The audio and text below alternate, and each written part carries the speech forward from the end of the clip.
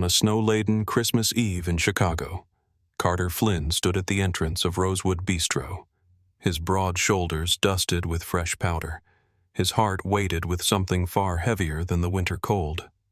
The 36-year-old father had not been on a date in 3 years, not since the night his wife Louisa had left this world in a Christmas accident that still haunted his dreams. The wind carried the sound of carols from a nearby shop, and each note felt like a small blade against his resolve.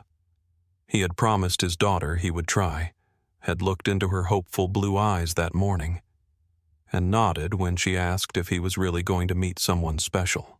Now, standing in the doorway with snowflakes melting on his worn jacket, he wondered if he had the courage to step inside the warmly lit restaurant. A beautiful woman sat waiting, her posture elegant but guarded, her fingers wrapped around a wine glass she had barely touched. Alexandra Bernice, 34, and quietly devastated by her own past, glanced at her watch with barely concealed impatience. She had agreed to this evening against her better judgment, had let her friend convince her that it was time, that 3 years was long enough to mourn a future that never came. But sitting in this restaurant, decorated with garlands and twinkling lights, surrounded by couples leaning close over candlelight, she felt only the familiar ache of disappointment mixed with something sharper, something closer to dread. The blind date was failing before it had truly begun. Carter fumbled his words, spoke of home repairs and his daughter's school projects, his nervousness manifesting in gestures too large, laughter too quick. Alexandra offered polite smiles that never reached her gray eyes, answered questions about her work with the practiced brevity of someone who had learned to keep the world at arm's length, and then from behind a potted fir tree decorated with silver ribbons, a small voice whispered the words that would change everything. Bridget Flynn, 7 years old with hair like spun gold, tugged her father's sleeve and looked up at the distant woman across the table. "Daddy," she breathed, her blue eyes bright with a certainty no adult could explain. "She's the one." Carter Flynn had the kind of face that told stories without words. His features were kind, weathered by late nights and early mornings, by single parenthood and the weight of loss. His brown hair held streaks of premature gray at the temples, and his hands, rough from electrical work and plumbing repairs, were the hands of a man who had rebuilt his life from broken pieces. He had once been a mechanical engineer, brilliant and promising. But when Louisa died, he could not bear the corporate world anymore. He needed to be home for Bridget, needed to walk her to school, needed to be there when she woke from nightmares. So, he became a repairman, fixing water heaters and circuit breakers, earning just enough to keep their small apartment warm and their small world intact. His daughter was his entire universe, a tiny blonde girl with her mother's eyes and a wisdom that sometimes frightened him. Bridget carried a stuffed bear named Astrid everywhere, a gift from Louisa in her final days, and she spoke with the clear-eyed honesty of children who have seen sadness too young. Alexandra Bernice occupied a different world entirely. She was a senior marketing manager at one of Chicago's most respected firms, a woman who commanded boardrooms and negotiated million-dollar campaigns with cool precision. Her blonde hair fell in soft waves past her shoulders, professionally styled, and she dressed in tailored coats and silk scarves that spoke of success hard-won. But beneath the polished exterior lived a woman who no longer believed in fairy tales. 10 years earlier, she had lost her younger sister in a car accident, a grief that had carved out a hollow place in her chest. And just 3 years ago, on the eve of what should have been the happiest day of her life, her fiancé had confessed to an affair with her best friend. The wedding had been canceled, the venue emptied, and Alexandra had locked her heart behind walls of professional ambition and calculated distance. She had agreed to this blind date only because her colleague had begged, insisted, promised it would be different. But sitting across from this gentle, awkward man, who smelled of sawdust and spoke of his daughter with reverence. Alexandra felt only the familiar ache of disappointment. The restaurant glowed with amber light, garlands of evergreen draped along the walls, candles flickering on white tablecloths. Outside, snow fell in thick, silent curtains, blanketing Michigan Avenue in a hush that felt almost sacred. Carter tried to make conversation, asked about her work, her interests, but every sentence seemed to fall flat. He knocked over his water glass when he reached for the bread basket, and the resulting puddles spread across the table like a metaphor for his nervousness. Alexandra dabbed at it with her napkin, offered a tight smile, and Carter felt the evening slipping away like melting snow. What Carter did not know was that Bridget had wandered closer to their table, her small face pressed between the branches of the decorative tree, watching. The little girl studied Alexandra with the intensity of someone reading a story only she could see.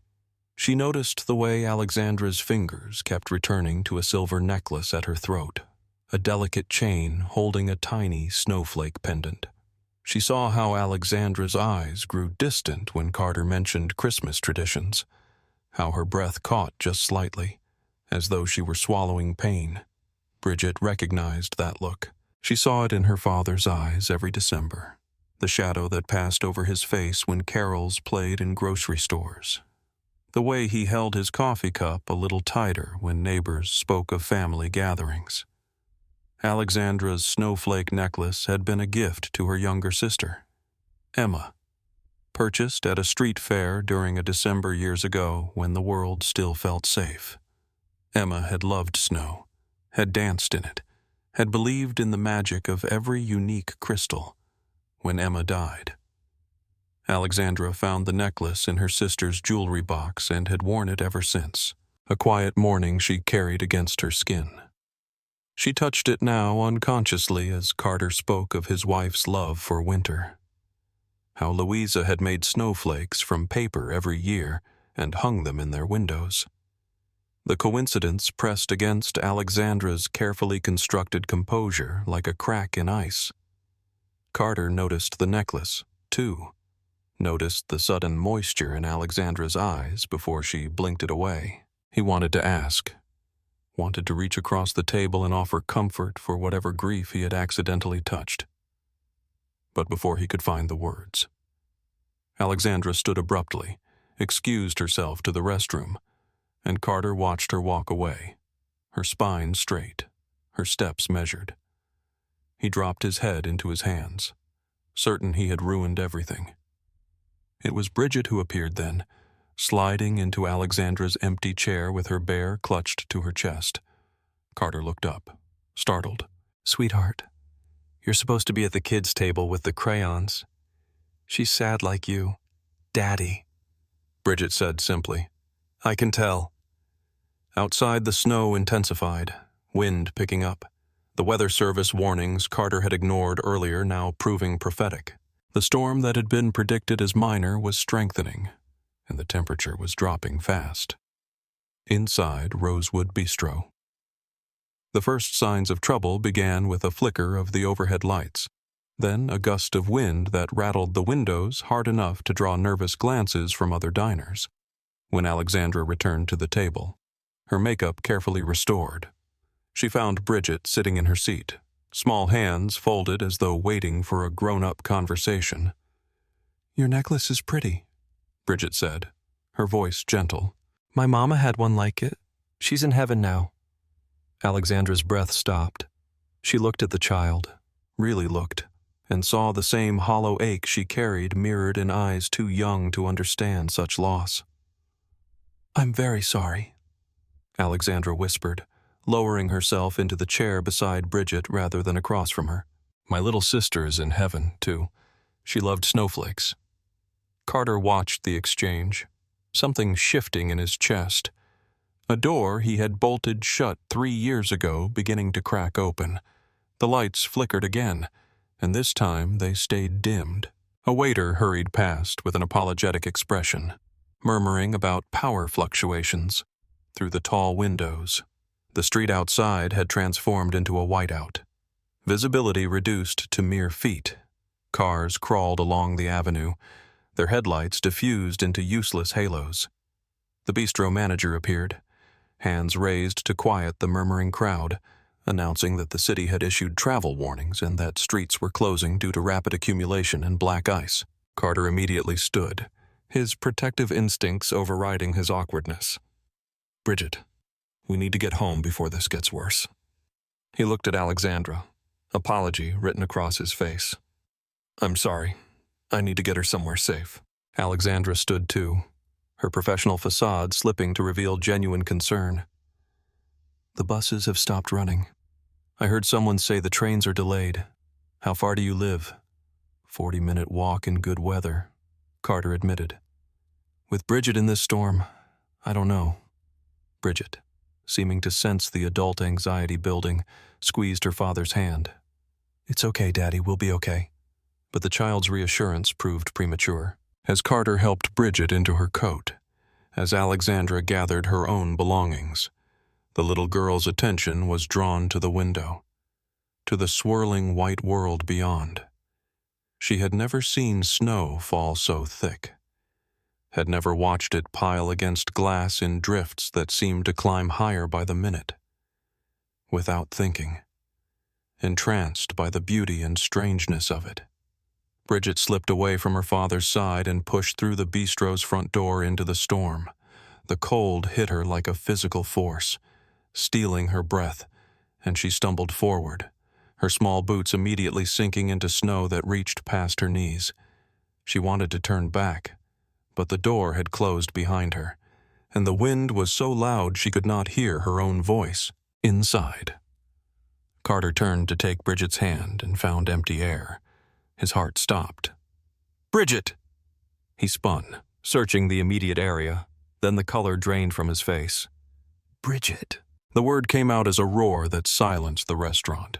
He lunged toward the door, Alexandra right behind him, and they burst into the storm together.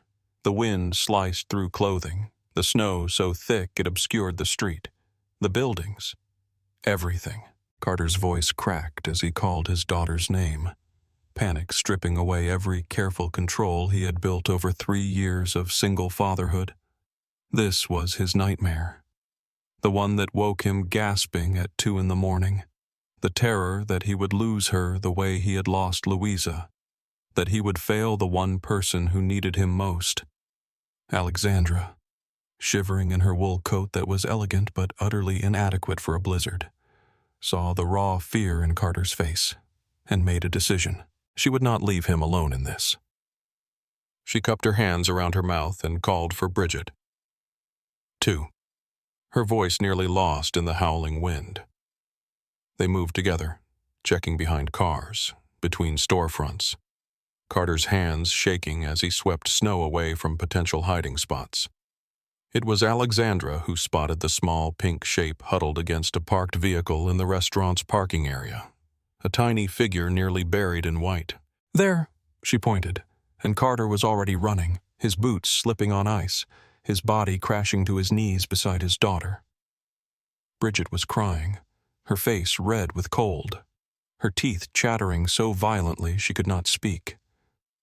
Carter pulled her into his arms, wrapped his coat around her, used his own body to shield her from the wind. "I've got you, baby. I've got you." His voice broke on his words.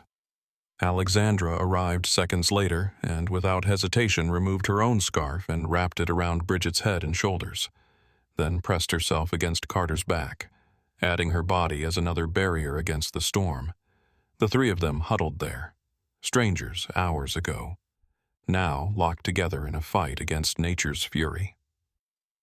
"We can't stay out here," Alexandra said, her lips nearly numb. "We need to get back inside." Together, they struggled to their feet, Carter carrying Bridget, Alexandra guiding them back toward the amber glow of the bistro.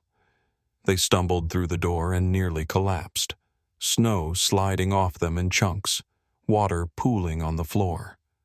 Other patrons rushed forward with blankets, with towels, with hot drinks. The manager announced that no one would be leaving tonight, that the restaurant would serve as an emergency shelter until the storm passed or city services could reach them. Carter sat in a corner booth, Bridget wrapped in 3 blankets, her small body still trembling. He rubbed her arms, her back, whispered reassurances while his own heart hammered against his ribs. Alexandra slid into the booth beside them, her hair plastered to her head, her expensive silk blouse ruined, her hands shaking from more than cold. She reached out and placed one hand on Bridget's knee, a gesture of comfort that surprised even herself. "You're very brave," Alexandra told the little girl softly. "Braver than I've been in a long time." Bridget looked up at her, blue eyes still wet with tears but clearing. "You came to find me, too," she said. "Just like Daddy." Something passed between Carter and Alexandra then, an understanding that bypassed words. In that moment, in the chaos of the storm and the terror of nearly losing a child, the walls they had each built around themselves developed cracks. Carter saw not the polished professional who had seemed so distant at dinner, but a woman who had run into a blizzard for a child she barely knew. Alexandra saw not the awkward, grieving widower, but a father whose love was so fierce it bordered on holy. The bistro settled into an uneasy vigil. Families clustered together, strangers shared tables, and the staff moved through the room, offering what comfort they could. The power stabilized enough to keep the heat running, and someone found battery-powered lanterns that cast softer, kinder light than the overhead fluorescents. The golden glow transformed the restaurant into something timeless, a refuge suspended outside the normal flow of hours and obligations. It felt almost like a dream. This collection of people suspended between one moment and the next, waiting for the world outside to calm. Carter could not stop looking at his daughter, could not stop touching her hair, her face, assuring himself she was truly safe. The fear had dredged up memories he fought daily to suppress, memories of another winter night, of headlights sliding on ice, of the phone call that had ended his world. He had promised himself he would never let anything happen to Bridget, had structured his entire life around keeping her safe, and tonight he had failed. The guilt sat heavy in his throat, a stone he could not swallow. Alexandra watched him with something dangerously close to tenderness. She recognized the self-recrimination in his eyes, the way he seemed to fold into himself with each passing minute. She had carried that same weight after her sister died, had spent months replaying every decision, every moment, wondering if she could have changed the outcome. She wanted to tell him it was not his fault, that children were quick and unpredictable, that he had found Bridget and brought her back, and that was what mattered. But the words felt inadequate, too small for the size of his fear. So instead, she reached across the table and placed her hand over his. The touch startled them both. Carter looked down at their joined hands, then up at Alexandra's face, and found there an echo of his own pain, a recognition that went deeper than sympathy. "You lost someone at Christmas, too," he said quietly. Alexandra nodded, her throat tight. "My sister," Carter whispered. "My wife. 3 years. Car accident on Christmas Eve." He swallowed hard. "I thought tonight, maybe trying to move forward. Maybe it was time. But I don't know how to do this anymore.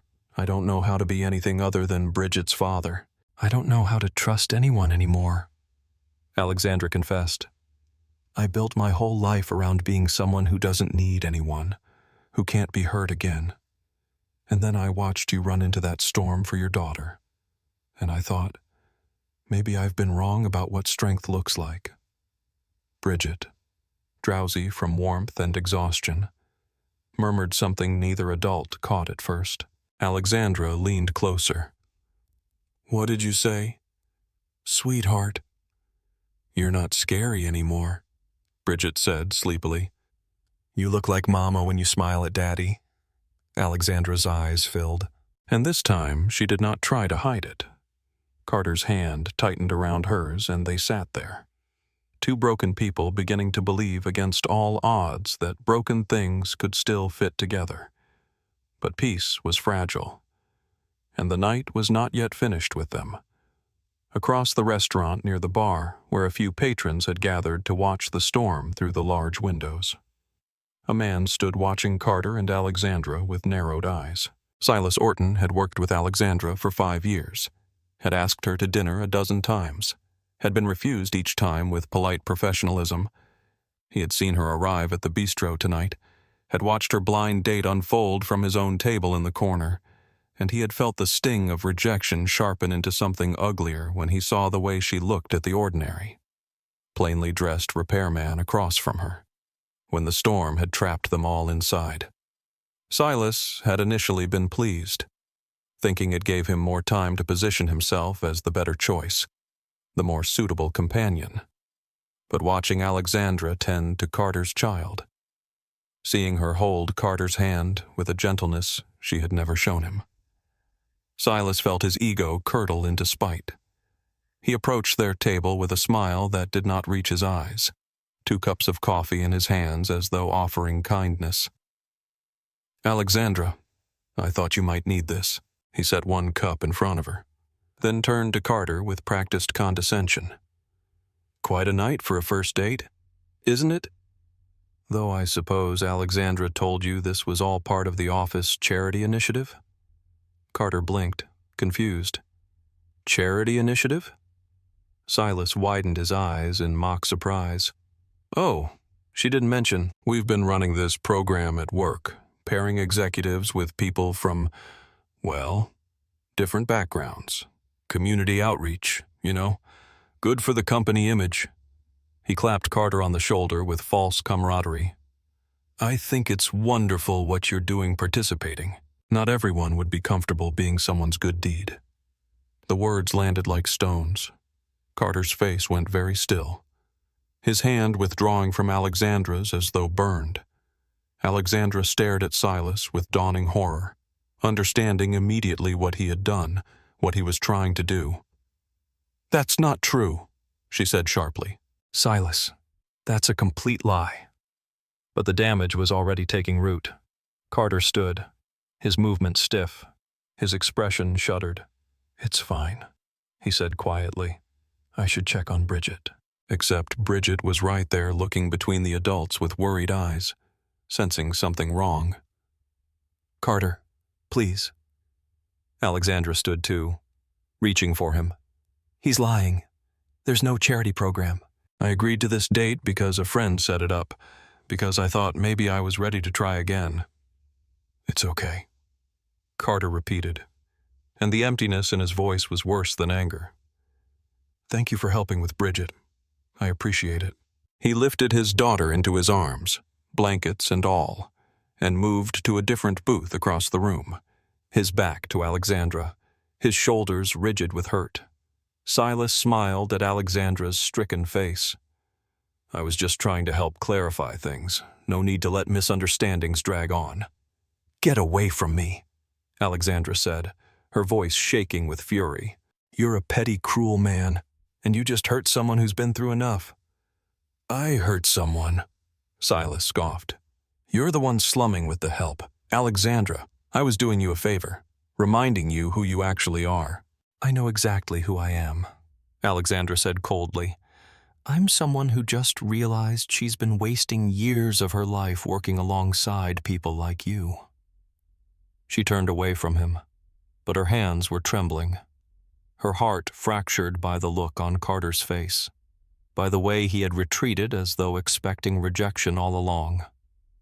The night stretched on, the storm outside showing no signs of weakening. Alexandra sat alone at her table, watching Carter across the room as he held Bridget, rocking her gently. His face turned toward the window. She wanted to go to him, to explain, to somehow undo what Silas had poisoned, but the distance between them felt insurmountable. Bridget, though, had different plans. The little girl was tired but not sleeping, and she had heard everything. She slipped from her father's arms when he dozed off for just a moment and padded across the restaurant in her sock feet until she stood in front of Alexandra's table. "You made Daddy sad," Bridget said, but there was no accusation in her voice, only observation. "I didn't mean to," Alexandra whispered. "The man who said those things. He was lying. I didn't know tonight was going to be special." "I just thought it was another disappointing evening. But then I met you, and I met your father, and everything changed." Bridget studied her with those two wise eyes. "Daddy thinks nobody will ever love him again because Mama's gone. He thinks he's too broken." She climbed into the booth beside Alexandra uninvited, her small hand finding Alexandra's larger one. "But you're broken too, aren't you? I can tell. And you still came to find me in the snow." Alexandra's tears finally fell, silent and hot on her cold cheeks. "I am broken. I've been broken for a very long time." "Maybe broken people can fix each other," Bridget said. "Like when Daddy glues my toys. 2 broken pieces can make one whole thing." She leaned against Alexandra's side, trusting and warm. "I think you're the one, even if Daddy's too scared right now." Across the room, Carter woke to find Bridget gone and sat up in panic before spotting her with Alexandra. His first instinct was to retrieve her, to maintain the distance that felt safer than hope. But watching his daughter curl against the woman who had run into a blizzard for her, watching Alexandra hold Bridget with such careful tenderness, Carter felt the first crack in his resolve. The hours crept toward dawn, the storm finally beginning to lose its fury as the first gray light touched the sky. City snowplows rumbled past, their orange lights flashing through the windows, and the bistro manager announced that streets were being cleared, that transit would resume within hours. People began to stir, gathering belongings, checking phones, making plans to return to their disrupted lives. Carter approached Alexandra's table slowly, Bridget still asleep against her shoulder. "I should take her," he said quietly. Alexandra looked up at him, her eyes red from crying, from exhaustion, from the weight of the night. "I'm not a charity case, and you're not mine," she said. "What Silas said, it was cruel and it was false. I don't expect you to believe me, but I need you to know it's true." Carter was silent for a long moment. Then he sat down across from her, careful not to wake Bridget. "I want to believe you," he admitted. "But I've spent 3 years believing that what I had with Louisa was once in a lifetime, that trying for anything else was foolish. And then tonight, for the first time, I felt something that wasn't just grief, and it terrified me. When Silas said what he said, part of me was almost relieved, because fear is easier than hope." "I know," Alexandra said. "I know exactly what you mean, because I felt it, too. That terrifying possibility that maybe I could try again, that maybe you could see past all my defenses. And when you pulled away, I wanted to let you go, to prove to myself that I was right not to trust anyone. But then your daughter reminded me that being brave isn't about not being afraid. It's about doing the thing anyway." "She's wise beyond her years," Carter said with a sad smile. "She gets that from you." Alexandra replied. She reached across the table, palm up, an offering. "I don't know what happens next. I don't know if we're too broken, too damaged, too scared, but I know I don't want to walk away without trying, without at least being honest. I haven't felt this much in 3 years, and yes, it hurts, but it also feels like maybe I'm still alive after all." Carter looked at her hand, then at her face, and saw there a reflection of his own desperate hope. He placed his hand in hers, their fingers intertwining, and Bridget stirred between them, murmuring something in her sleep that sounded like, "Told you so?" The city outside was waking, white and clean under fresh snow, and inside, Rosewood Bistro. Two broken people held on to each other with the fragile strength of those who have decided to try again. By mid-morning, the streets were passable, and people began to depart. Carter and Alexandra stood in the bistro's entrance, Bridget bundled in her coat, holding her bear. The moment felt heavy with possibility, with all the things they had not yet said, all the fear they had not yet conquered. "Can I see you again?" Carter asked, the words awkward but sincere. "Properly, I mean." "Yes," Alexandra said, and her smile was the first real one he had seen from her. "I'd like that very much." Bridget tugged on Alexandra's coat. "Can you come to our house for Christmas? We make paper snowflakes. Daddy's not very good at it, but I can teach you." Alexandra knelt down to Bridget's level. "I would be honored to make snowflakes with you." 3 days passed, days during which Carter and Alexandra texted carefully, spoke on the phone late at night when Bridget was asleep, learned the contours of each other's grief and hope. They discovered small things, important things. Carter learned that Alexandra took her coffee black, but loved hot chocolate with excessive marshmallows, that she had wanted to be a teacher before ambition and heartbreak steered her toward corporate success. Alexandra learned that Carter sang off-key to old rock songs when he cooked, that he kept a photograph of Louisa in his wallet, not out of inability to let go, but as a promise to never forget where he came from. They were careful with each other, tender, aware that what they were building was fragile and precious. And on Christmas Eve, exactly 1 year after the storm, Alexandra arrived at their small apartment, carrying a bag of craft supplies and a heart that felt dangerously open.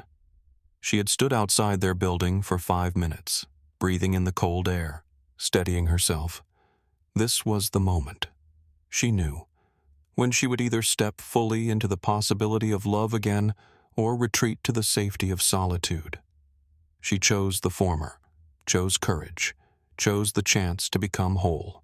Carter answered the door in a flour-dusted apron, and the apartment smelled of baking cookies, of cinnamon, and vanilla, and home. Bridget squealed and launched herself at Alexandra, who caught her with a laugh that startled them all with its joy, a sound so pure it seemed to fill every corner of the small space. They spent the evening cutting paper snowflakes, each one unique, each one imperfect, hanging them in the windows where they caught the light from the small Christmas tree in the corner. The tree was modest, barely 5 feet tall, decorated with handmade ornaments and strings of popcorn that Bridget had insisted on making herself. It was nothing like the elegant trees Alexandra had known in her childhood, in the homes of wealth and carefully curated beauty. It was better. When Bridget fell asleep on the couch, wrapped in blankets and clutching Astrid, Carter and Alexandra stood by the window, watching snow begin to fall again, gentler this time, peaceful. "I've been so afraid," Carter admitted. "Afraid that letting you in meant letting go of Louisa, that I'd be betraying her memory. And now," Alexandra asked gently, "now I think maybe she'd want me to be happy again, to give Bridget a full life, to not spend the rest of my days just surviving." He turned to face Alexandra, taking both her hands. "You make me want to live again, not just exist, and that's terrifying, but it's also the best thing I've felt in years." Alexandra leaned her forehead against his. "I spent so long thinking love was something that would destroy me again, that trusting anyone was just setting myself up for another betrayal. But with you, it feels different. It feels like maybe we can build something new out of all our broken pieces." "Bridget was right," Carter said with a soft laugh. "That first night when she said you were the one, I thought she was just a child making wishes, but she saw what I was too scared to see." The clock struck midnight, Christmas Day, arriving with quiet certainty. Carter cupped Alexandra's face in his calloused hands and kissed her, gentle and reverent and full of promise, when they pulled apart. They found Bridget sitting up on the couch, grinning sleepily. "I told you," the little girl said, supremely satisfied. "She's the one. Daddy." Carter laughed, a sound of pure happiness that Alexandra felt in her chest like coming home. He pulled her close as Bridget joined them at the window. The three of them silhouetted against the falling snow. Outside, the city sparkled with Christmas lights. But inside this small apartment, the real magic was quieter, deeper. A family was being born from grief and hope in equal measure, from two people brave enough to try again, from a child wise enough to see what adults tried to deny. The paper snowflakes spun gently in the warm air, each one different, each one beautiful, each one a small miracle hanging in the window like a promise that broken things, given time and love and courage, could become whole again, and somewhere in the space between memory and tomorrow. Louisa Flynn smiled, knowing her daughter would be loved, her husband would be happy, and the heart she had left behind had found room enough to hold both the past and the future without losing either.